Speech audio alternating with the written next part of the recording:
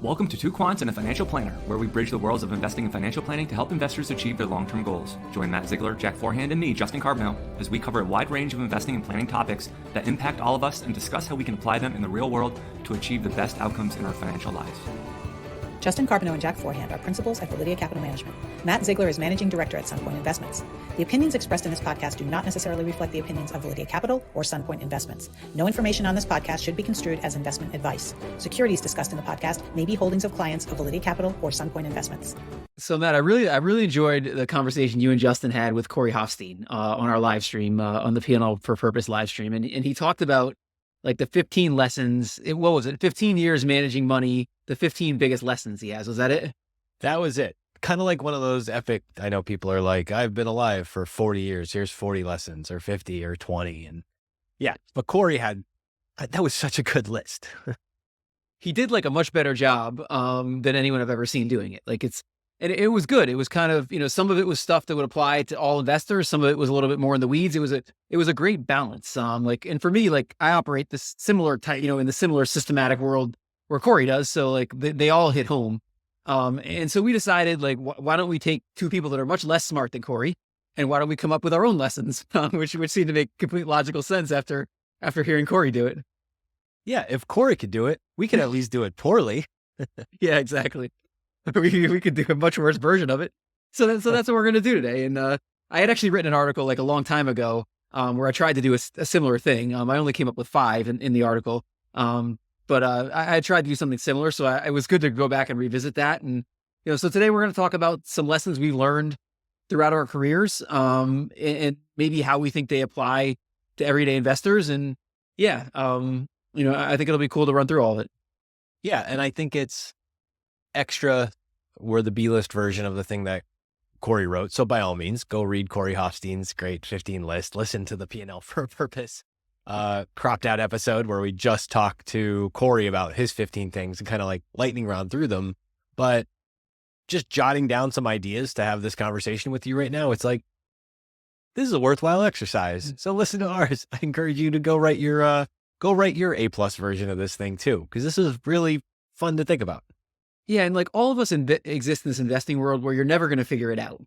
I wrote this article a long time ago called the lure of the unsolvable problem, I called it. And the idea is you just can't, no matter how good you get at investing, the most elite investor can improve themselves a lot. And so this is an important exercise to be constantly going through this, because just when you think you've got investing figured out, you get humbled and you realize you don't have investing figured out. So there's this constant process of going through what have I learned in my career? If we did this in 5 years, I would have new things to come in because I'll make mistakes along the way and I'll learn from them. So this evolving process, I think, is so important. And not just as a process, but I think one of the best parts, and Corey embodies this in his list too, you start to see the other lessons here. So I know as I was jotting these down, I'm as much thinking about investing lessons as I am about planning lessons, as I am about here's the read through into the rest of life. And that's part of this was a more thought-provoking exercise to think through in advance than I planned for. Yeah, and I think I'll be interested to see if some of mine are so in the weeds that they may not have too many life implications, but you're usually pretty good at this, so you may come up with some life implications for some of my crazy quant lessons that I didn't think of. I promise at least 3 existential crises prompts from this episode. Let's do it. So maybe we start with you, because I'll be a little bit more. Yours will probably be much more profound than mine. So what did you come up with for your first one? So in no particularly wonderful order, let's see. I'll keep these in the order that I jotted them down. This is how they came to mind. So the first thing I wrote was basically being aware of, I wrote ladders, platforms, and aggregators. Oh my. Flashback 10, 12 years ago. Were you reading any of the Ben Thompson platform and aggregator stuff on Stratechery? Yeah, no, okay. I remember when that came on the scene. I was definitely, I don't read as much of it now, but I was. So I think having these types of forms and playbooks for a changing world, that's going to be something we're going to hit over and over again. But this was just a metaphor that hit me so strongly, because on a market standpoint, he was saying, look at these different companies, look at the actual strategic businesses that they're building, and start to think about which ones are aggregating other things that they're bundling up, and which things are platforms that effectively are unbundling different things to offer in one space in an ecosystem. And the more I thought about it, the more I started to think and notice I put ladders onto this thing too, because you have companies when you're making investments that have some clear ladder to climb. There's some clear, like, stated objective. We're going to go from angel to venture to, build something that doesn't exist yet in some giant corporate company. And that's our path. We're going to go, the path is the IPO, or the path is to become dominant in some category that we've been winning at for all these years. Or we're going to roll up all these other entities, or we're going to diversify up and down or left and right and all this stuff. And just understanding, you need these metaphors to think about companies that you make investments in. You need to think about them in this broader system and what the trends are. Endlessly useful. The corollary I would take to that is, like, on a planning front, a lot of financial planning is basically thinking in terms of ladders. It's just get your retirement savings right.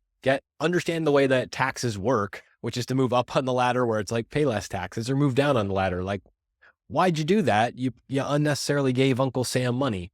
And there's lots of these things that we think in one step, what they do in either direction. And then over time, am I trying to cobble all these different things together? Am I building all these assets? Or am I divesting of all these things when I retire? And how do they fit? And I think that layers into, on the personal side too, on the career path.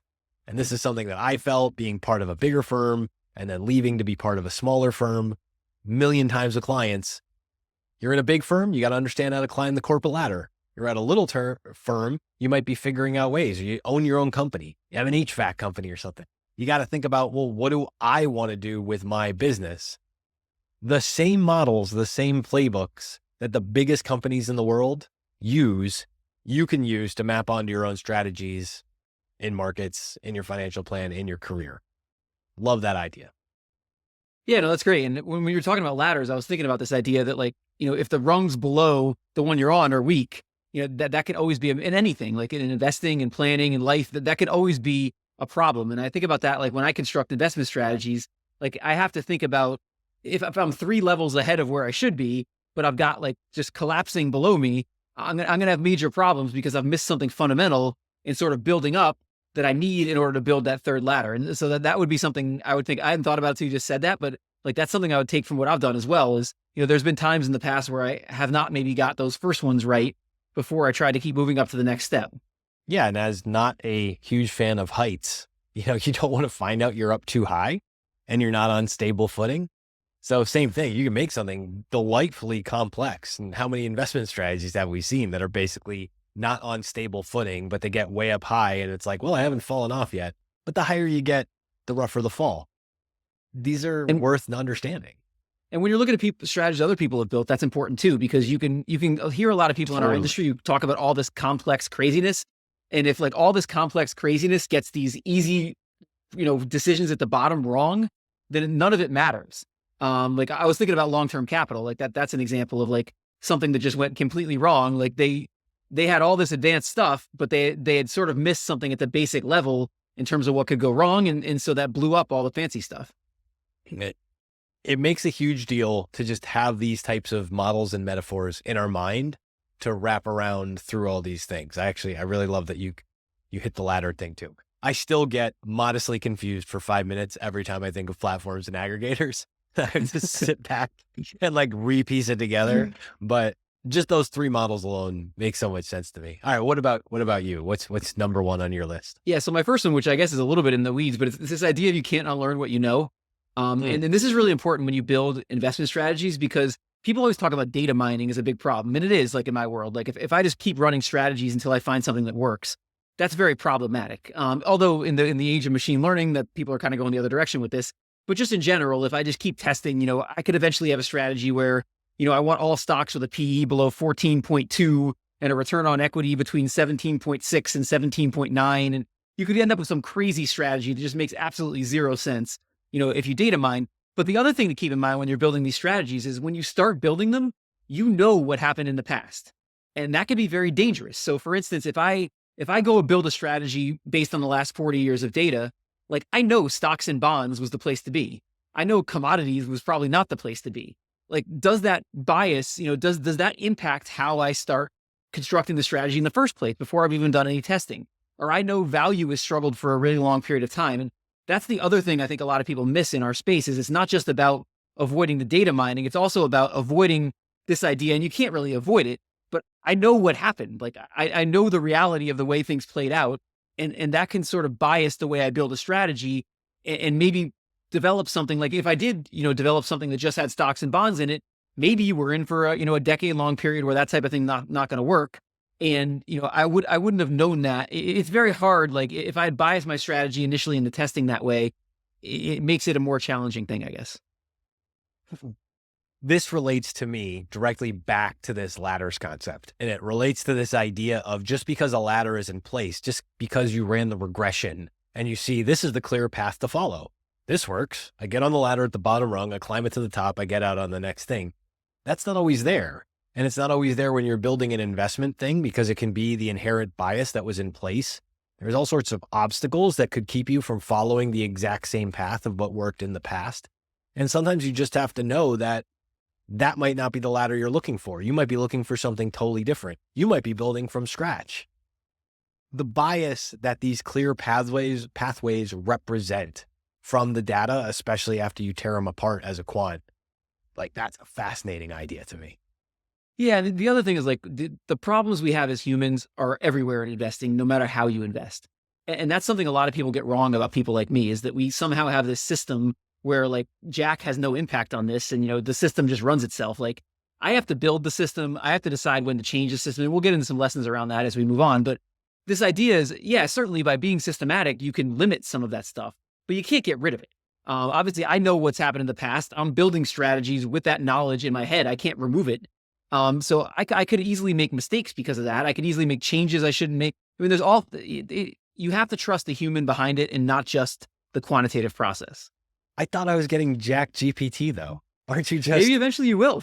Maybe Jack GPT will actually be better than, I think about this, like maybe these GPTs eventually will be programmed like based on the best investors without their issues.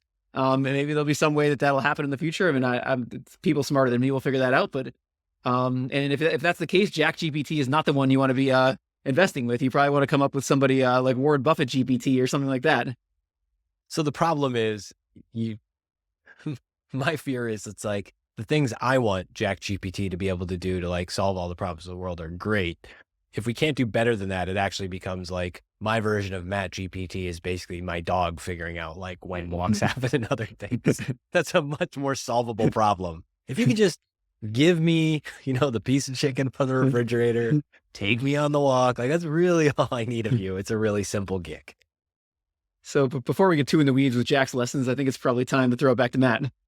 All right. Let's jump into another one. And I think I'm going to switch up my order a tiny bit on this just for fun. Diversification always protects. So this idea on the market side that the cutting of the risk math, and this is something that I believe Wes Gray was the first person to show me this like 15 years ago. And one of the things that he wrote, and it was basically like, if you have one thing, you own it in isolation, you have the full idiosyncratic risk of that, say, company or stock. You add one more stock to the portfolio, so you have two, and all of a sudden that idiosyncratic risk gets cut in half. And then as you go up, it keeps doubling. So now I have 4 and I've reduced it down to 25%. I have 8 and I've reduced it down to like 12%. And it keeps going in that order. And this idea that you need a group of things to get adequate diversification, so one thing is unlikely to blow you up. It's such a simple concept and it's such a powerful concept. Now, the other thing that happens is a rising tide can lift all boats. That's wonderful. But the tide going out, the old proverbial shows you who's swimming naked, it's also true on the way up. It might lift all boats. It might lower all things down and expose the frauds. But a lack of diversification can be the thing that actually gets you ahead over time. So in markets, understanding the risk math of when diversification is working in the way you want it to work is really important. In financial planning, understanding diversification, not just in the investment strategy, but in all the scenarios we run. When we run a Monte Carlo analysis on all the different paths to retirement somebody might have, or selling the business, or whatever it might be, that becomes really important. In regular life, just making the plans for those career path choices or cutting out those interests or keeping them in your life. Diversification isn't just a blanket term that means anything. Diversification is a very specific word that says I'm thinking through how these things pair together in a thoughtful and intelligent way to reduce risk on my way to some broader goal. Yeah, this risk return trade-off is so interesting. Like, and what's also interesting to me is like, if we look at some of the people that we look up to the most, some people that have the most success in this world, like they didn't diversify. They made these huge bets, and then we know the outcome of those bets, and we're like, oh, that was a great decision, to put all your money in that, whatever stock that was. And it's such a balance for people. Your average person should be diversified across a lot of different things. And we don't remember, the guy that put his everything into pets.com and it didn't work out. We don't remember that person, but we do remember the person that, put it all into Amazon or whatever. And it ended up working out. So it's an interesting thing because you want to make, the people who achieve huge levels of success typically make very concentrated, focused bets on themselves. Usually, it's something they're involved in themselves, but that's not, for a lot of people, that doesn't work out. Those focus bets, especially when the focus bets are something you're not involved yourself, but you're like, I see this one stock in the stock market and I'm pretty convinced this thing is going to drive, my retirement. So, let me put 70% of my portfolio in this one stock. I mean, that usually does not work out, but it's interesting just to kind of think of that balance. Like your average person should certainly be diversified, but you also see these people in the media that, were not diversified that achieve like these massive levels of success. The survivorship bias inside of this is massive. You got to understand how that works. And again, it's the math, the concept, the metaphor, the story of diversification is tremendously useful. And if you understand it well, you can apply it to your benefit because you can say, I am choosing not to be diversified in this area. I'm choosing to take this bigger bet, or I'm choosing to, I got to this point. Now I have to spread out my risks. How am I actually spreading them out? Because this is the other piece of it too. There's lots of faux diversification out there. There's lots of people who are like, sure, I have stocks and bonds. I got my high-tech growth stocks and I have my junk bonds. You're like, no, that's not a 60-40. That's not, you're missing the point of how this works. So important, diversification. Yeah, so and that's a really important point too, because it's not just, a lot of people think diversification is how many things, but it's also what things. Yeah. And a lot of people miss that idea. Like, obviously, 30 meme stocks or whatever, put together is not really diversification. Whereas 30 stocks that are completely like leaders from various industries can be a lot of diversification, or even 10 stocks from like leaders from various industries can be a decent level of diversification. And that's really, that could be more diversification than say like some massive amount of small cap stocks. And so it's just really important to keep that in mind is like a lot of people get into this, well, at 30 stocks, I've achieved my maximum diversification or whatever the numbers are people come up with. But it's so important to understand like what's in there. And that's not just like the stocks you own, but your bets in life, all that stuff. Like how correlated is this stuff to each other? Because your diversification may not be what you think it is. Fascinated by scaling that model over the rest of life. All right. Enough diversification talk for me. What do you got next on your list? So I'm going to Jim O'Shaughnessy because you just did a great interview with him, which I just put it up right as we're recording this, so it'll be up when people hear this. But this idea that underperformance is worse than market losses for clients, I think is something that I learned over time. And Jim calls it, what does he call it? The 2 points of failure. Like the first point of failure is when your portfolio is down a lot, you're going to sell. The second point of failure is when you're underperforming whatever it is you judge yourself against, which in most people is like the S&P 500, you're going to sell. And like, this is a lesson over my career. I think the second one is way more problematic. I mean, we had a lot less client problems in 2008 when we were losing whatever we were losing along with the market, something similar to the market, than we did in periods where value struggled and, we were 10, 15% behind the market in any given year. It was that second thing was much more problematic because people kind of understand, oh, the market is down. If I'm 100% invested in equities and that's appropriate for me, I'm going to lose a lot of money. People don't understand, like, why is this not working right now? Like, I see my friends are in the S&P 500. They're just buying an index. They're getting great returns. Whenever you do anything that deviates from that and it's not working, it's far more challenging, I think, than market losses. The whole relative comparison thing that nothing is in a vacuum is incredibly important. This shows up on career paths. Why am I not getting the promotion? It shows up in parenting. I don't have to tell you about that one. It shows up in like just competing on stuff on those ladders that we talked about before. That relative comparison that we make on our path with all the variables, because this is the other thing. People always leave all the variables off. When I'm in a focused value strategy and I'm underperforming in like a growth bull market and a value bear market, it's is the fundamental like truth at the core of this thing that I really just wanted to be smarter than the other people? Or is it, I really believe in this strategy? Those are really going to impact how you feel about these two things. You especially have lived this. Yeah, absolutely. Being different is so hard in everything. Like this is just not just investing in life. If you're taking a very different path and you're watching everybody else, like for me, I've worked mostly in like startup type, smaller companies my whole life. If you compare yourself to the person that started at Goldman Sachs and is like just working their way up the whole time, I mean, there's times where that's great and there's times where that looks awful. Just that act of being different is really, really hard. And, I think about that when, it takes as we kind of think about AI and things that are out there right now, there's some people doing some things that seem to make absolutely zero sense right now that are going to end up being these massive wins. And that's what happens in venture capital too. But the vast majority of us are not built to do that, are not built to like be making these major bets on something that doesn't seem to make sense to everyone else around us, and then, it's succeeding. And by the way, the vast majority of people that do make those bets are going to fail and they're never going to hear about them. But in a decade, we're going to hear about, some of these people that made the right bets and were like enormously successful. I think all the time about the history of sushi and like the California roll, and basically being the idea that sushi is this great beloved dish in these other corners of the world. But if you're going to sell it to Americans, like you probably just can't jump to, raw tuna. Like you probably have to ease your way in with something. And the idea of like the California roll and everything was like, we have to make it just familiar enough that people are willing to try something exotic and just different enough that it becomes the gateway drug into these other areas. As true in investment performance as it is in California rolls. Yeah, if most people are going to make high risk bets, sushi is probably not the place they're looking to make that bet, because that could probably go against you. As the Simpsons status of the blowfish. So what do you got next? All right, the next one I have is investing in growth, which is not a Morningstar style box argument, but it is a kind of a quirky understanding that I think I've learned to map over everything, actually. I'll literally say over everything. You're always looking for stuff that you have some identifiable growth trajectory on.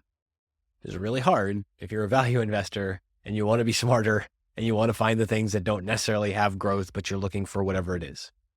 The value investor therapy session basically goes, you're looking for somebody else, like you're looking for flows to come through the story you want to have to close some gap in what you're doing. But more broadly speaking, whether it's investing in companies, whether it's joining a company, whether it's how you pick your relationships, you don't want stuff that's just stagnant and not going anywhere. I don't want to own a company where both like revenue and profits are just perpetually going down with no sign of a rebound. This is different from a relative argument of this is relatively cheap and why I want to have it in a portfolio. But it is to say, if stuff just keeps going down forever internally, nothing good is going to come of it. On a career path, growth solves a lot of problems. It's true for companies too. Like if I'm part of a company that keeps growing, more opportunities are going to be present. If in my personal life, if I'm friends with people like Jack Forehand, we're out there trying to do new things, we're going to have a lot more fun because growth takes care of those problems. So there's almost nothing when I'm thinking about investing time, effort, energy, money, you name it, that I'm not like, what are the pieces that are growing here and how might those offset some of the problems I can't even predict? As a value investor, how does any of this hit you? I'm really curious. Yeah, well, I kind of operate on both sides of that. Like on the public side, I am like a value investor, and on my own personal side, I try to do what you're saying, which is I try to invest in growth. And it's interesting. I was just thinking about, as you were saying, like it hides these other problems. Like I know a lot of people who have made probably about as bad decisions, like about their money and their portfolios and everything in their life, but still have been very, very successful because they effectively built a business that did so well. Like the growth was so good that it hit all the rest of it. And I think a lot of people like miss that, like, people want to buy growth stocks or, invest in venture capital or whatever, but the best way to achieve growth is in your own life, like with your own human capital. That's the people that really achieve growth. I mean, there's not too many people, you probably don't see too many clients where it's like, well, they had a so-so career, but, they bought Amazon at the IPO and like, that probably happens somewhere, but it's unlikely. I mean, you're much more likely to see people who have actually achieved that growth themselves. by thinking about what they can do, thinking about what they can bring to the world, and trying to use that to leverage to achieve growth. There's a fascinating angle of this beyond like public markets investing or private markets investing. So anytime you have growth, you have other stuff that can enter the fray that growth helps you paper over or overcome. The angry, everything is wrong with the world person who's huddled up in front of the computer screen in the basement and just complaining, not only is probably not a good hang, but isn't very good for like the psychological safety of a team or going out and doing anything interesting or exciting in the world because they just want to be angry and small and whatever else. The crazy thing about growth is you can have somebody on a high earning career and they can make some disastrously stupid investments. And within that, they might go like, oh, well, I screwed up. I was an idiot. I'm going to go try something else after this. Or they can get smaller and they can cut off growth in other areas. It spills into other parts of your life. And whether that's a growth mindset and awareness of just like feeling abundance in your life, understanding scale that you could do this, the people who look for those things across all the aspects, not just the portfolio, there's so much more you can get beyond. And maybe it even relates back to the relative performance part you were saying earlier too, where it's just like, when you're growing, you're not comparing yourself to your peers is in the same way that when they're growing and you're not. Like this shows up everywhere, I think. I think that's true though, by the way. Like for me, like when we were growing this business, when we were doing very well, like I was probably doing less comparing to my peers. And like when we've had our struggles, like that's when you're looking at, oh, the guy that went the corporate route the whole time, like he's having all this success. Like I think that's true. I think that's probably true in investing too. Like clients, when you're outperforming, are less likely to be worrying about, I mean, I'm sure they like it, but they're less likely to be comparing you to like benchmarks and stuff. And when you're underperforming, they're probably more likely to be comparing you to benchmarks. Yeah, absolutely. I mean, just putting some numbers on the board, extra sports references, extra Pusha T references. That'll probably be the only music reference I'll pull out of my butt on this one.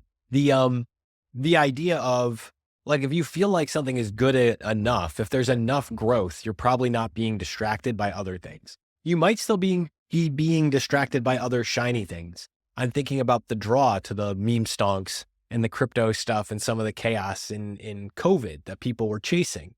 But growth that you're comfortable with and understanding the level of growth you're comfortable with really does help reduce a lot of what you're talking about with the 2 points of failure too.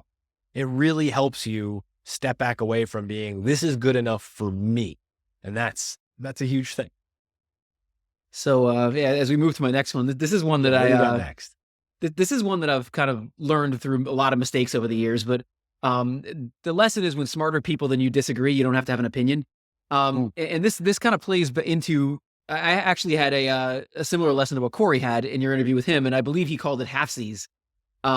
But the idea is, if I've got like Cliff Asness out here and like Wes Gray differing about how to construct quantitative strategies, like, am I really the one who's going to be able to figure out the right answer to that argument? Or do I just look at it and say, you know what?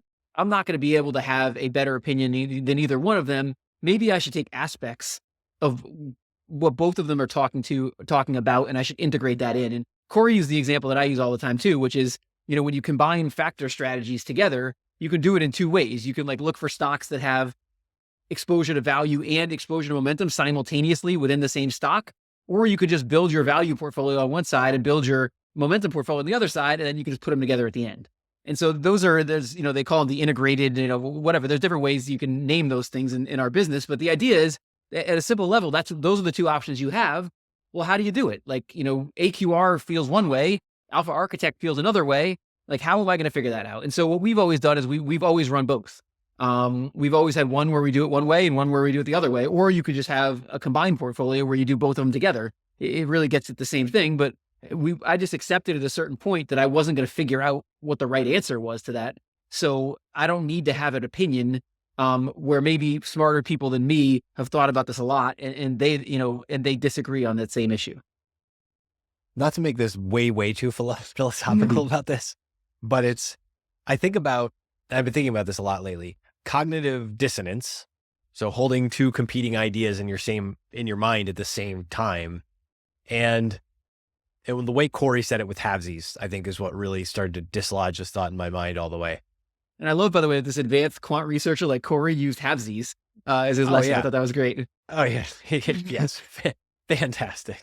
If Wes Gray There's was probably a word with like 7 syllables he could have used if he wanted to like something that I don't even know what it means, like to exhibit that lesson, but he just went with halvesies, which I like. Yeah, there's some like heteroskedasticity or or some something like statistics that, term that applies. That he could have gone with it. Some word that like I was told to learn at one point. It went like I pterodactyl. I don't know.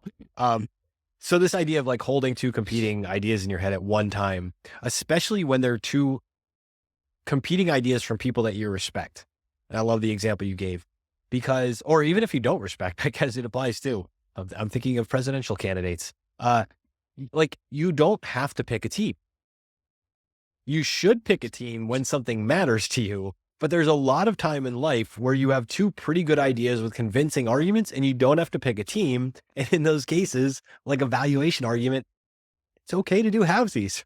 It's okay to be like, oh, I'm going to do a little of each because I do not need to pick a team and be on this side and be right. I don't need to be all left. I don't need to be all right. I can be right here in the middle and go like, those guys are pretty smart. Those both sound like good enough ideas to me. I have no identity wrapped up in either of them being 100% right. But even if they're both mostly right, this isn't a bad ride to take.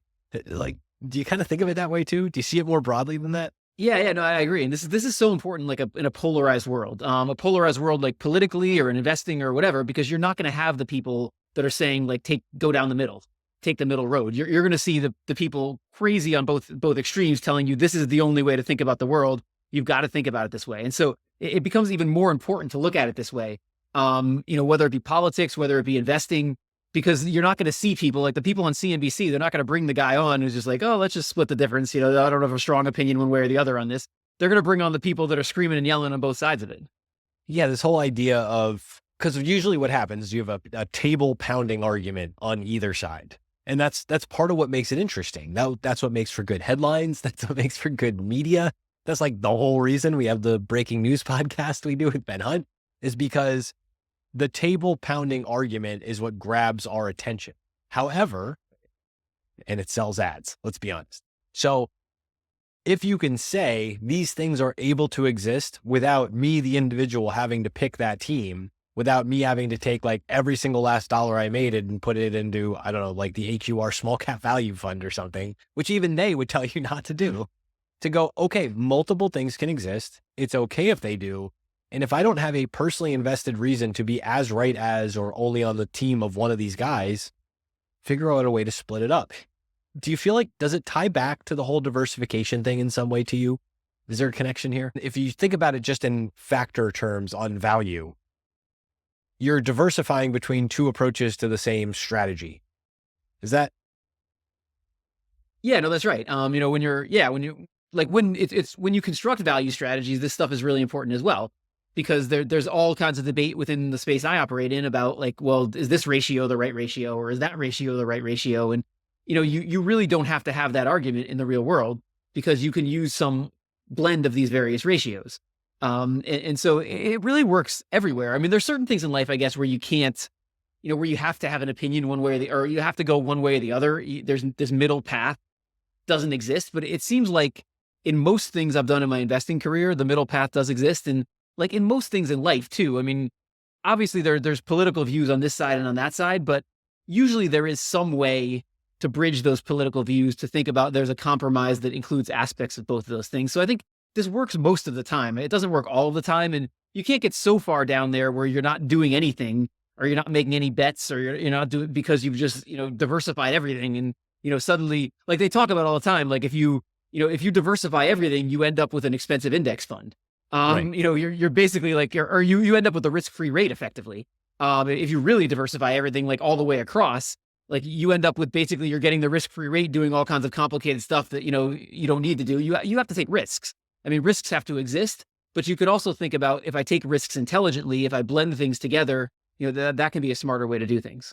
Yeah. Which I think goes back, again, things that tie back. It ties back to like investing in growth, like understanding two people, to your original point, with compelling arguments that you look up to, respect, admire in some way, shape, or form and going, okay, for my family's dollars, for my client dollars or whatever, here's a way to go halvesies to split the difference and make sure if there's something I missed about either of these two people, growth's going to solve a lot of those problems along the way.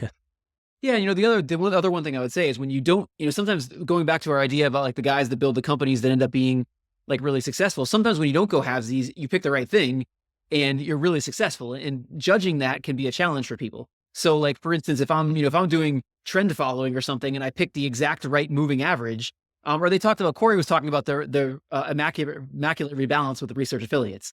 Like the idea that there was, and this is not anything against research affiliates, they just ended up like one of the years they rebalanced their strategy at the perfect time, which is great.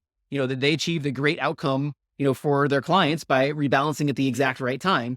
And so the problem is when other people look at that from outside and you judge it and you say, oh, this person, or this firm, picked the exact right thing and that worked out for them. You just have to understand there are the other sides to that. Like the blended approach is much more boring. The blended approach is never the top. The blended approach is never the bottom. It's much more boring. So if you judge it against the top, sometimes you're going to make some bad decisions because you're going to think, oh, the top worked for this, this type of person. The top's going to work for me too. I'm going to pick the one in advance. I'm going to pick the value metric that works over all the other ones. I'm going to pick the exact, moving average I want to use in my trend following strategy. If you use that as a lesson that somebody else got that right, it can be really dangerous. Which is a really, really interesting way to remind yourself of that. And I think I want to say Howard Marks was one of the first ones who I saw the explanation from, but it was basically how you don't have to be, you tell me if you know this study. Yeah, no, I know. I definitely know this. Yeah, like the idea is in the top quartile in any 1 year. Yeah. But if you stay out of the bottom, then you'll be there over the 3, 5, 10 and whatever. The idea is if you basically keep your fund in the top quartile over like a decade long period, you're going to be in the top 2-3% of all funds, something like that. Just by not trying to shoot for the stars, but just trying to generate that consistent above average performance. Eventually everybody else who got it right once falls by the wayside because they can't get it right over and over again. And so that plays into the exact idea we're talking about, which is, be above average over long periods of time. Don't try to make these massive bets, split the difference when you can. Do halvesies, as Corey would say, and you're probably going to end up better than a lot of people that try to pick the exact best thing. All right. So I have kind of a quirky one for you next. Okay. All right. So this one is, this was a Merrill, as in Charlie Merrill, the guy. We're not talking about the company, but this just shows up everywhere, I feel like, in markets and everything else. So he had this expression that got popularized. Part of taking Wall Street to Main Street was a statement, the interests of the clients must come first. Merrill was having some type of like crazy anniversary. They're showing some of these old ads and stuff that ran in newspapers, in like the post-World War era and stuff like that. He's building this company. And there was this one thing, and it was like, this woman writes him a letter and is like, dearest, Charlie Merrill, I'm a widow. I have a small amount of money left behind by my husband. And in the truest sense of the interests of the clients must come first, he says, I know what you need, these dividend paying stocks.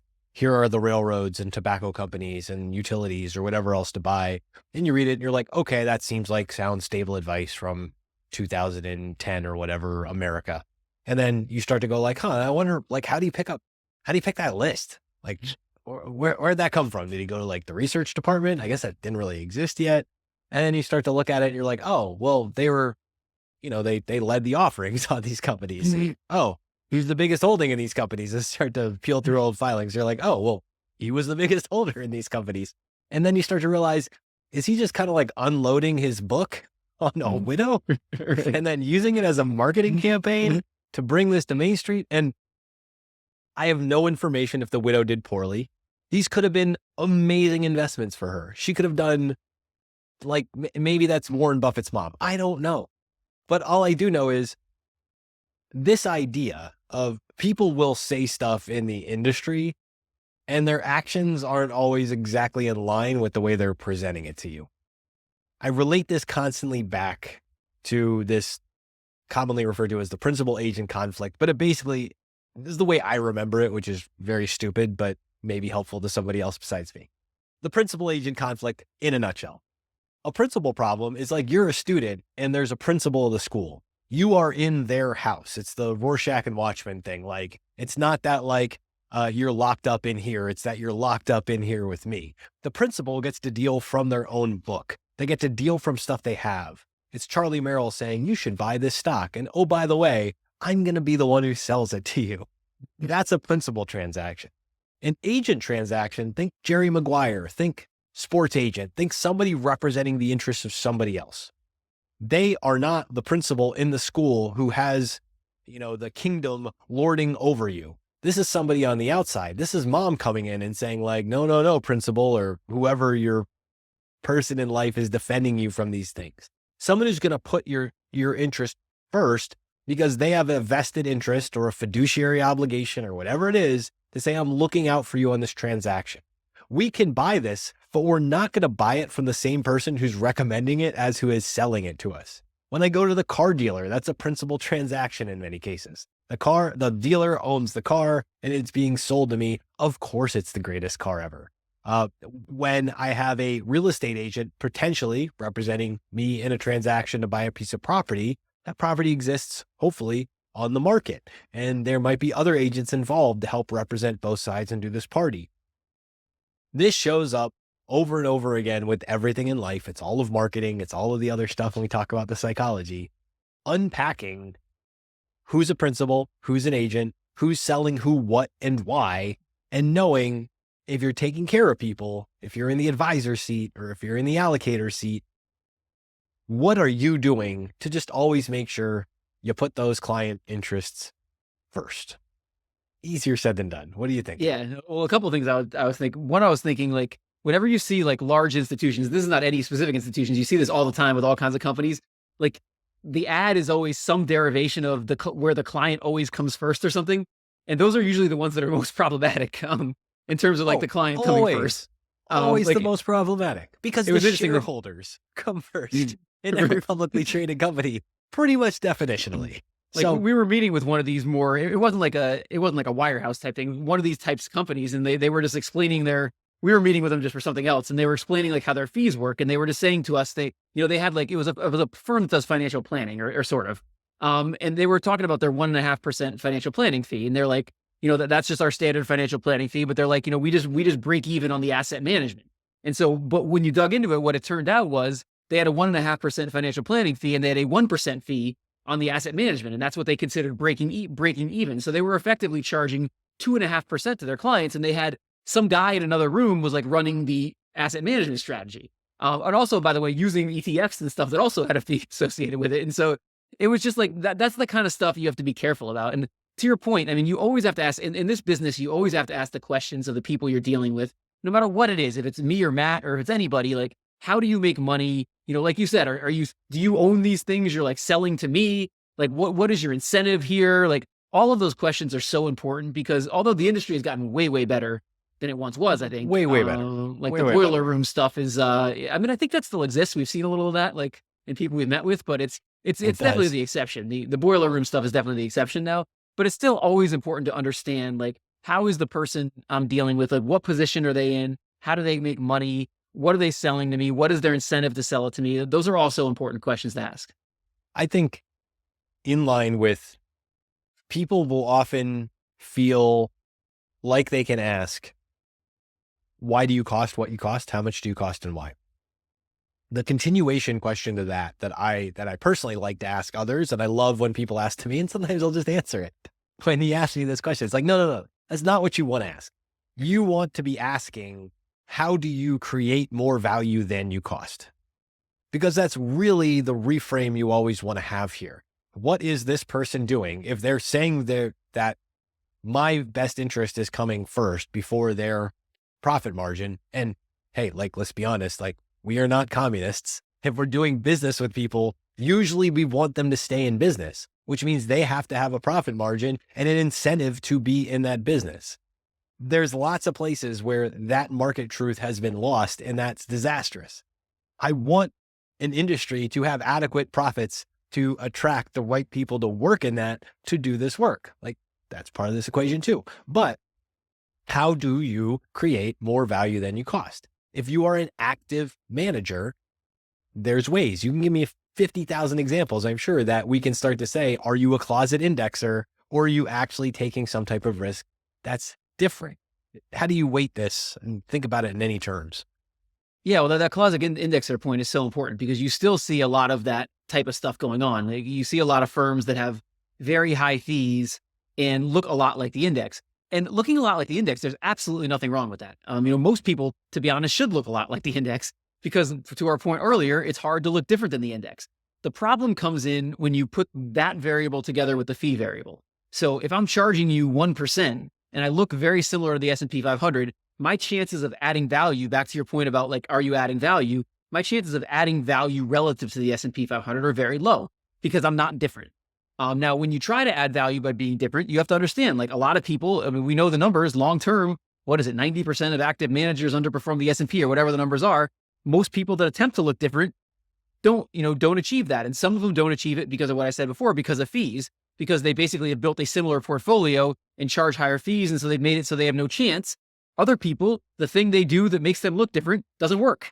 And so even though you did the right thing in terms of trying to give something people value and something different for the money, sometimes it doesn't work. So yeah, I think that's a great example of what you're talking about. Like, it's important to think in those contexts. And as somebody who's on the other side from us, who looks at these things, it's just important to ask, like, what is the value add of this person? And not just what they're selling me as their value add, but what is their actual value add? Because going back to my example before with the 1.5% planning fee and the 1% investment fee, like, I was actually like in the meeting with these people and I'm like, oh yeah, that makes a lot of sense. Like, I was actually thinking, like, I know all too well that it makes zero sense what they were talking about. They're like, oh, we just try to break even on the asset management. We do that for our clients. It's something we just do on the side. It's a benefit to the people relative to what they could do. All of that was completely untrue. But like, I was like buying into it as I was hearing it. So it's important when you're on the other side of the table from us to really get past that sales pitch part of it and just think about what is the actual situation I'm seeing here, not what I'm being told. Yeah, there's a lot of Charlie Merrills out in the world selling that book of real estate and railroad stocks to widows and orphans in the name of good, safe, stable dividends that I just have to get off my books. And if you're willing to take my inventory, powerful lessons abound. Create more value than you cost. If you can do that, you go a long way in life. What do you got next for us? What's your next lesson? So my next one was balancing the long-term with changing facts is the most difficult thing in investing. And I think for me, it is, at least. Obviously for someone who just buys index funds and, doesn't do anything like active relative to the market, it's not. But this whole idea of, this time is different being the most dangerous words in investing, but then this time is never different or also dangerous. Like, for someone like me, when you bet on things that work over really, really long periods of time, deciding when those things that worked over really long periods of time don't work anymore is next to impossible. And, the hardest part about it, and Corey, I think, alluded a little bit to this, maybe when he talked to you, but he talks about it all the time, is this idea of you can't do it with data. So if I want to decide whether value investing still works, I can't do that with data because the amount of data I would need is longer than my investing lifetime. So I have to, going back to my point before, that all quants have to make decisions and nothing is purely systematic. I, as an investor, have to decide, not just, I think value investing still works, but even inside of that type of decision, like this specific metric, the price to book doesn't work anymore. Should that be part of my process or should that not be part of my process? That's a very, very hard thing to do. And you can't do it purely with data. You have to think as an investor, like, what makes sense to me? Has the world changed in such a way that, evaluating companies based on the price to book doesn't make sense anymore? And you can make a very compelling argument for that. What Google's price to book, who cares? Like, how does that evaluate Google in any way whatsoever? It doesn't. But then the other side of that argument is down at the bottom of the barrel where I'm operating as a value investor, Google's not going to be there. Google's not going to be in the cheapest basket of price to book stocks. And the steel companies that are down there, maybe I can still evaluate them with the price to book. Maybe that makes a little bit more sense. Like, I'm not running a long short portfolio where I'm shorting Google. I'm running a long only portfolio where maybe having the price to book as part of a process makes sense. So I think that's the hardest thing in investing is, like, there's no answer to these things. But when you see something that's worked over a really long period of time and you have to decide, does it still work? And you can't do it with data, it's really, really hard.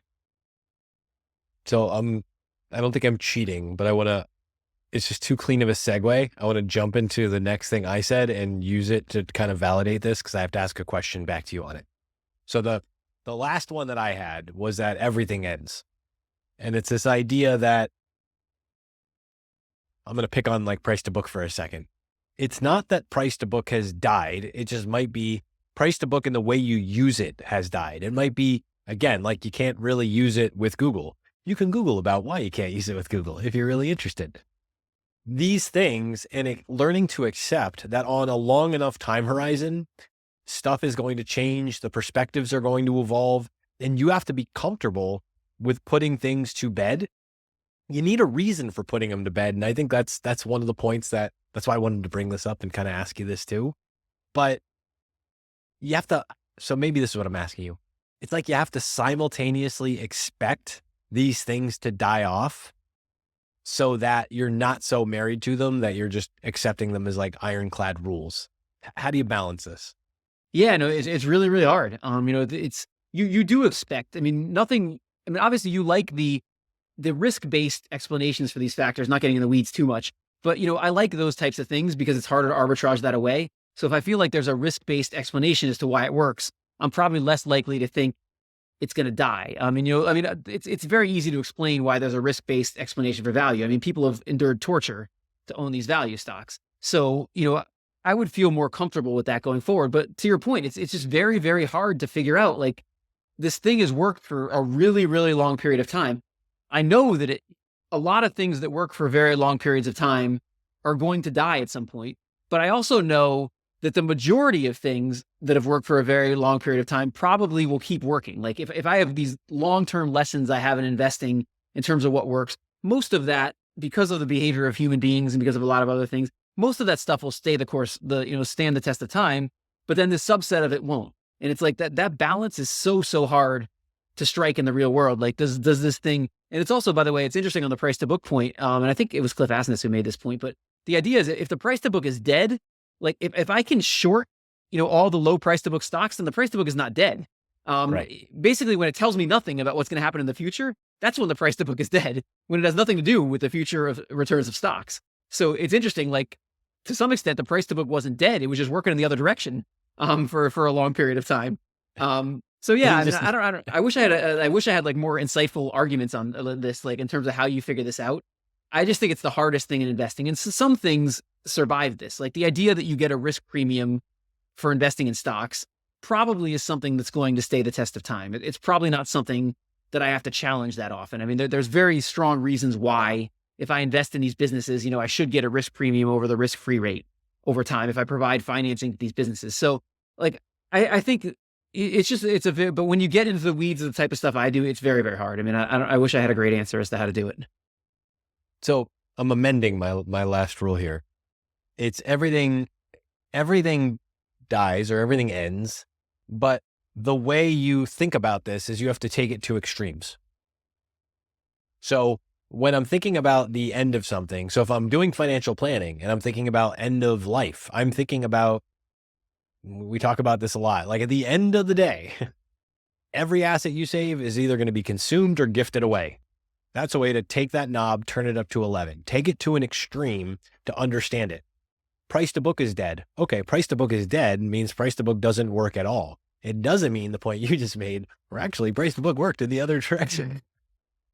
So it's not so much that underlying philosophy has died. And maybe this is like some crazy epistemological answer or something that somebody way smarter than us can explain. It's not so much that like risk doesn't go away. We think there's an equity risk premium in owning stocks because I use the story all the time. I'm like, if you believe that McDonald's is going to figure out how to price a chicken nugget and a beef patty like well enough to turn the lights on the next day, you believe that somebody in a business can stay at least on par, if not a step ahead of inflation, just long enough to, again, turn the lights on one more day into the future.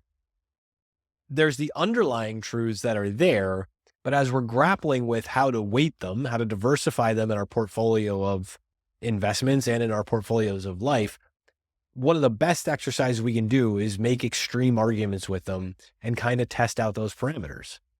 Price to book is dead. Okay. Like long only levered up. Like, oh yeah, that was a terrible idea. Long only short. Hey, you might be onto something. All these machine learning algorithms and other things that are like, look at the rain in Costa Rica and use that to buy cocoa beans or something. Like weird signals can be there that might not just be noise. So everything ends. But that, I think, is more about being comfortable with the ever shifting stories, narratives, and other things that get told, and just look for the new interpretations and figure those out by extra spinal tap. Turn the amps up to 11, give it that extra and see how it feels. Yeah. And also asking yourself the question, do I really have to figure this out? And this sort of ties back to the have these and the other lessons from the beginning. Yeah, that's great. Like, do I need to? So you as a financial planner, you know how you could avoid this question? Just put people in index funds. Like, they don't need to figure out where the price of the book is dead. You know how I can handle it? I can use a composite of value factors. So if the price to book is dead, at least it's mixed with a bunch of other stuff. Or, I mean, I could exclude it altogether. Or I could say, like, you know, we had Kai Wu on, who's kind of figured out a new way to do the price to book where I use intangible value. Like, I could use Kai's approach and the standard price to book approach together. And so that way I'm sort of making a bet in both directions. And a lot of times we want to get into these huge debates and figure out, is this dead? Is this not dead? But also knowing that that is certainly an uncertain answer, as much as people will tell you, maybe it's 100% one way or the other. Like, setting myself up where I don't have to figure out the answer a lot of times is the better way to go. Or at least setting myself up where if the answer is one way or the other, I'm not dead. I'm not like destroyed. I'm not running, you know, the 20 stock pure price to book value strategy, where if the price to book is dead, I've got huge problems on my hands. I'm blending, I'm adding more stocks, I'm adding more factors. I'm doing things where I don't have to make that choice. Absolutely. In most cases, the extreme belief is more dangerous than the extreme idea. Don't have the belief that you have to hold to, have the idea that you can bend away from. What do you got? What do you got last for us, Jack? So I'll just do one. And this one actually is sort of a planning lesson as well. And it's something I've learned over my career is like, when you always try to figure out, like, what is someone's risk tolerance? Like, what is the right level of risk for them to take? And one of the things I've always learned, and, you know, you can use numbers, you can do all kinds of stuff with that. But whenever no matter how you do it, when you get to the conclusion of, here's what I think like the right thing for this person is based on their risk tolerance, always go one notch below that. That is something I've always learned, because what you think the risk tolerance is usually not totally correct. You know, the true risk tolerance is usually a little bit lower than that. So it's not something about, like, you know, just go put someone in T-bills or something like that. But it's like, just, you know, when you think you've got your final conclusion, always make a little bit of a move in de-risking, and it usually works out a lot better over the long term. I don't know what you think about that. So I'm a long hater of risk tolerance questionnaires. I think most of those things, for most people who don't understand financial math, they're a veritable disaster as far as like actually measuring anything useful. Lived experience is the best way to do it. To your point, when we're working with clients, like get through a market cycle with them at least to understand what their risk tolerance is really, and then help them find the words for how they felt during the thing and what mattered. Because it changes over points in life too. I can tell you, especially with the one click, it's probably 2 clicks down when most people enter. If you enter into this phase where you're spending money versus putting money in, that's like a big psychological thing that you go like, oh yeah, I can take this much risk. I've been taking it my whole career. It's like, yeah, because you haven't been spending the money. You've been socking it away on those bear markets. You're like, that worked out well. Well, guess what happens when you're distributing through that bear market? It feels a hell of a lot different. The other thing inside of it, so 1 click down, that's a useful rule of thumb. The other thing is to ask broader questions. My colleague, Michael Pompion's written a lot about this stuff. He basically says, do the risk tolerance questionnaires or whatever you need to do to understand how much you can stomach it. But then the second layer is also think about which things plague you when you're wrong. And he differentiates a lot between what are the mistakes that you actually know you're prone to making. And it's not a fun conversation. Maybe you need to go to therapy over it. Maybe you don't. But it's this idea of like, just understand what you're prone to do. If you know that your personality type is always comparing yourself to Joe in the cubicle next to you, like, how about owning that a little bit and going like, this is really going to bother me. So if he's chasing all this stuff in, maybe there's some stuff where I have to just follow him on this type of stuff. If you're a set it and forget it and totally like off the thing person, great. Use stuff to leverage into what your known weaknesses are so you don't become your own enemy. And if a person can help you do that, like that's a huge part of it. What any other rules of thumb you have in this area? I'm really curious. No, but I was just thinking about like this whole map versus terrain thing we've talked about with Ben Hunt. Like, this is a great example of probably where that could be most applicable, because going back to your idea of these risk scores and these risk questionnaires, like trying to map someone's like true risk tolerance that's out there, floating around in the real world with numbers is impossible. It changes over time. It's impossible. So if you're like, oh, it's a 92, so I'm going to take this 92 person and I'm going to put them in this portfolio like that. There's no chance of that ever working. Like all of us, and the idea of map versus terrain is all of us want to quantify all these things. We want to have numbers to explain some true thing that's sitting out here in the world. Ben always used the example of inflation. We've got all these CPI calculations, but really like what's going on, the actual terrain in inflation is very, very hard to capture with these maps, which is these numbers. And I would think this is an even more extreme example of that. Like trying to capture someone's true risk tolerance with a bunch of numbers or some questionnaire, like you just have no chance of being successful at that. You have no chance about being broad-based successful. I think the biggest problem with, to me, my interpretation, one of the biggest problems with risk tolerance questionnaires is we ask people like market-based stuff. If your portfolio is down by 20% over this period of time, like how would you respond? It's like most people don't think in percentages. B, most people don't know how to even like run through the math of this whole scenario. Like C, let's face it, if the portfolio is down 20% and if that's happening, there's a huge difference. And okay, that just happened, but work just paid you a big bonus and your career is off to the races and all these other positive things are happening that have nothing to do with your portfolio, but make you go like, oh, I'm not even thinking about that right now. Versus you just lost your job. There's a global recession. Every newspaper is telling you why humanity is coming to a screeching halt and you have no prospects for work because you're 60 or you're 52 years old and no one wants to hire you. And now you're down 25% and it's the financial crisis and whatever. And it's like same risk tolerance, same person, all these other things that you're never going to put in one of those 10 questions.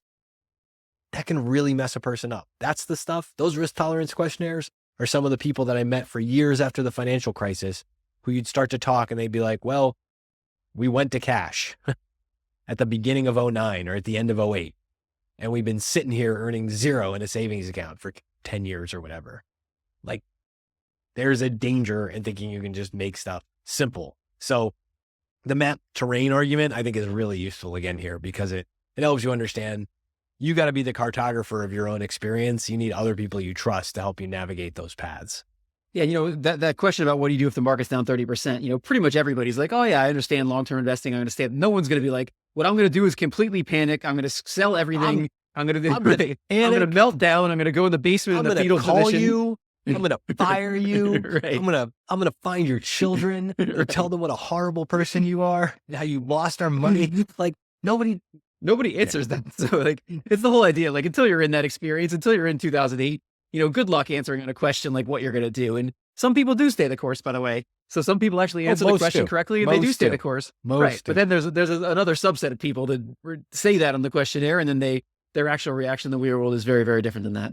Imagine you go to the dentist and like, it's just your regular standard cleaning and they take you your questionnaire and you're like, yeah, I don't like getting a cavity filled, but like, I'm not going to say no to getting a cavity filled if you tell me I have a cavity. And then it's like in the moment, they're like, we're just going to skip Novocaine this time because you said on your risk tolerance questionnaire, you don't mind getting a cavity filled. It's not the way the real world works. It's like rate your pain tolerance from 1 to 10 and then see that on the questionnaire and then go in there and let them start drilling in the middle of your tooth.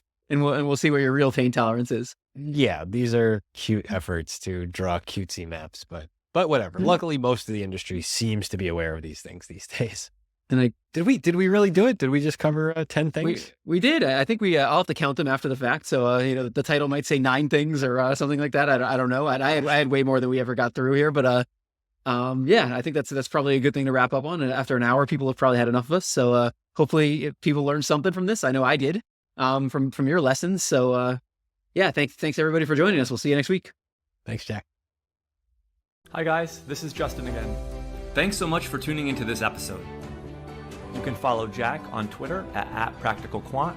You can follow me on Twitter at JJCarbino and follow Matt on Twitter at @CultishCreative. If you found this discussion interesting and valuable, please subscribe in either iTunes or on YouTube, or leave a review or a comment. Also, if you have any ideas for topics you'd like us to cover in the future, please email us at excessreturnspod@gmail.com.